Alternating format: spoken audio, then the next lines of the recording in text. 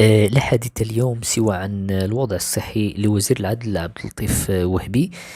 في حال في الوقت الذي يقول الجميع أن الوضع الصحي ديال الوزير عبد اللطيف وهبي لا يستدعي عفوا القلق.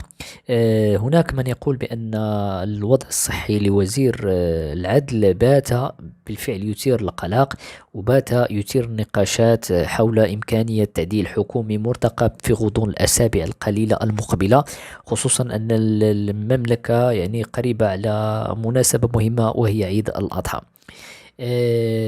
بالنسبة للوضع الصحي لعبد اللطيف وهبي، الكل هناك بعض المعلومات تشير على أنه يوجد في أحد المصحات بالعاصمة الرباط، حيث سيجري عملية على مستوى الرأس لشفط كمية من الدم نتيجة مضاعفات تعرضه لحادثة سقوط بمنزله بشهرير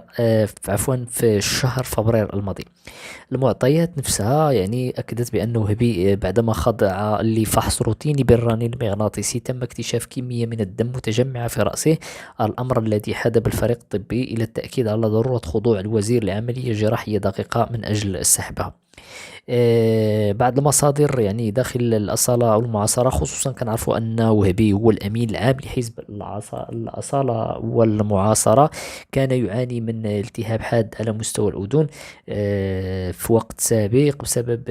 استعماله للهاتف، أنه مقبل على إجراء عملية جراحية في شهر يونيو المقبل.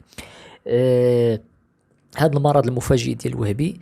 أثار كذلك انقسامات ونقاشات سواء بحزب الأصالة المعاصر اللي كيقول باللي يعني من هو الخليفة وهبي في حال أنه لم يعد قادر على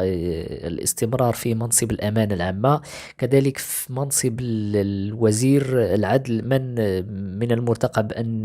أن يسير أن يسير هذا المنصب الوزاري المهم، خاصة أن هذا المنصب هذا كيأتي في شي ظروف اللي حساسة جدا،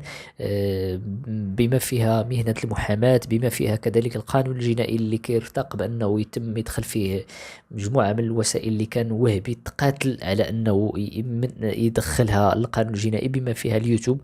حيث سيتم منع اليوتيوبرز من إنشاء قنوات إلا بتصريح قانوني مستقبلا، وهذا الشيء غادي يأثر شوي على الحريات العامة. رغم أنه سيكون له إيجابية من حيث منع الأخبار المفبركة وغيرها، إلا أنه قد يضيق على جميع اليوتيوبرز. إذا المغرب نظن أن الحكومة مقبلة على تعديل حكومي في غضون الأسابيع القليلة المقبلة، في حال كان الوضع الصحي لوزير العدل يستدعي بالفعل القلق، ويستدعي أنه لن يكون قادرا على ممارسة مهامه الوزارية في حال كانت العملية الجراحية لا تناسب عمله، في انتظار ما ستسفر عنه الأيام القليلة المقبلة.